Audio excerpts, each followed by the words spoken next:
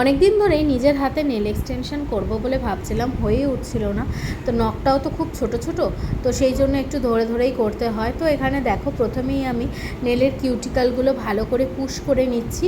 কিউটিক্যালগুলো ভালো করে পুশ করে নেওয়ার পর তারপরে দেখো কিউটিক্যাল এখানে কাট করছি। প্রত্যেকটা নেলেই দেখো কিউটিক্যাল প্রচুর আছে এবং সেটাকে ভালো করে কিন্তু কাট করে নিতে হবে। কিউটিক্যাল কাট করার সময় খুব সাবধানে কাট করতে হয়, কারণ বেশি পরিমাণ কেটে গেলে কিন্তু ব্লিডিং হওয়ার সম্ভাবনা থাকে। তো সেই জন্য কিন্তু খুব সাবধানে আস্তে আস্তে দেখো এখানে আমি প্রত্যেকটা নেল থেকে কিন্তু কিউটিক্যালগুলো কাট করে নিচ্ছি। কিউটিক্যাল কাট করার পরে তারপরে আমি ভালো করে ফাইলার দিয়ে ফাইলিং করে নিচ্ছি। ফাইলিং করে নেওয়ার পরে এরপরে টিপস লাগাচ্ছি। এখানে দেখো আমি সিলসের নিয়ে নিচ্ছি, এখানে গ্লু দিয়ে একদম সুন্দর করে আলমন্ড শেপেরই টিপস লাগাচ্ছি, এখানে দেখতেই পাচ্ছ। আর একটু নিচু করে লাগাতে হবে মিডল থেকে, যে আমার নখের যেহেতু নেল প্লেটটা একদমই ছোট সেই জন্য একটু উঁচু করেই লাগালাম। এরপরে দেখো নেলগুলো খুব একটা বড় করব না, কারণ নেল প্লেট যেহেতু ছোট। এরপরে দেখো শেপ করে নিচ্ছি। নিজের হাতে করতে গেলে একটু কিন্তু ধরে ধরে করতেই হয়। তো এখানে দেখো অপোজিটে যেমন করাটা খুব ইজি হয়, নিজের হাতে করতে গেলে কিন্তু একটু চাপ হয়। তো এখানে দেখো নেলের মাথাগুলোকে সুন্দর করে ফাইলিং করে নিচ্ছি। ফাইলিং করে একদম শেপটা সুন্দর করে নিচ্ছি এবং আলমন্ড শেপ করব প্রথমেই বললাম, কারণ আমি সবসময় আমার নিজের হাতে করলে আলমন্ড শেপই করি, আমার সবচেয়ে পছন্দের শেপ। আর কোনো ক্লায়েন্ট জানো তো এসে যদি বলে আমি আলমন্ড শেপ করব, আমি তাতেও খুব খুশি হই, কারণ আমার আলমন্ড শেপটা ভীষণ ভালো লাগে। আবার এই শেপে কিন্তু সব ডিজাইন আবার ভালো আসে না, তো সেটা একটা ব্যাপার আছে।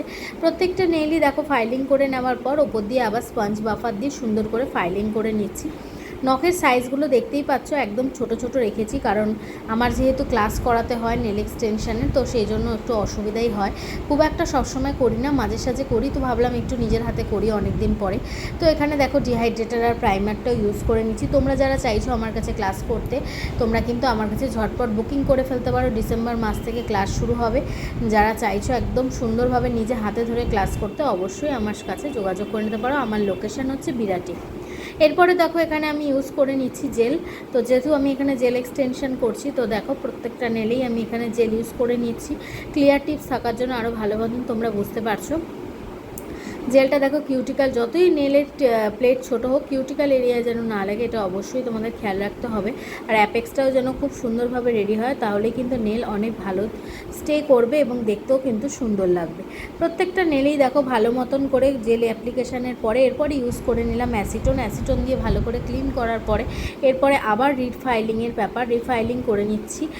তো এক্ষেত্রে তোমরা ড্রিলও ইউজ করতে পারো। তো আমি সবসময় ড্রিল মেশিনেই করি, ক্লায়েন্টের হাতেই, আর নিজেও করি, কিন্তু সেদিনকার ভাবলাম তোমাদের সাথে একটু ফাইলার ইউজ করেও কাজটা দেখাই। তো এখানে দেখো প্রত্যেকটা নেলই আমি ইউজ করে নেওয়ার পর এরপরে আমি এখানে স্পঞ্জ বাফার ইউজ করে ফাইলিং করে স্মুথ করে নিলাম। এরপরে আজকে একটা ভীষণ একটা সুন্দর কালার, একদম নিউড একটা কালার পরে নিচ্ছি। দেখতেই পাচ্ছ কালারটা ভীষণ সফট কালার, নিউড কালার পরে নিচ্ছি। এটা সুইস বিউটির কালার। তো সুইস বিউটির একটা nude UV gel colour polish, এবং এইটা কিন্তু তোমরা নাইকাতে অ্যাভেলেবেল আছে, তোমরা কিনে নিতে পারো। এরপরে দেখো এখানে আমি প্রত্যেকটা নেলে ডাবল কোট করানোর পরে জাস্ট নেলের মাথাগুলোর মধ্যে লাইট একটা সিলভার কালার দিয়ে হালকা একটু ফ্লেক্স টাইপের, ফ্লেক্স গ্লিটার যেটাকে আমরা আর্টটাকে বলি, সেরকম করে নিলাম। তারপরে ওপর দিয়ে টপ কোট দিয়ে সিল করে নিচ্ছি। তো কেমন লাগলো আমার এই নেলটা অবশ্যই তোমরা জানিও। যদি ভালো লেগে থাকে লাইক, কমেন্ট এবং শেয়ার করো। বিভিন্ন রকম নতুনত্ব নেলের ভিডিও, মেকআপের ভিডিও এসব দেখার জন্য অবশ্যই আমার পেজটাকে লাইক করো, কমেন্ট করো। আর যারা চাইছো আমার কাছে অ্যাডমিশান নিতে, ঝটপট অ্যাডমিশান নিয়ে ফেলো।